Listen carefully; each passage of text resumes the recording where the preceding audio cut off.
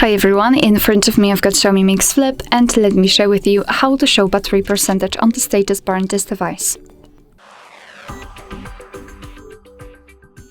So let's begin with opening the settings, and here we have to scroll and find notifications and status bar. So do not go to the battery options, etc. Simply notifications and status bar. Then scroll down just a little bit to localize battery indicator, and as you can see, after tapping on it we can see 3 different options from which we can choose. The first one is only the battery indicator. Simply tap on it if you want to apply it, but probably you've got one. So the battery inside the battery icon, and the option I had previously applied, and next to the battery icon, which is more visible than the previous one. So of course it's up to you which option is more comfortable for you. Alright, so that will be all. Thank you so much for watching. I hope that this video was helpful, and if it was, please hit the subscribe button and leave the thumbs up.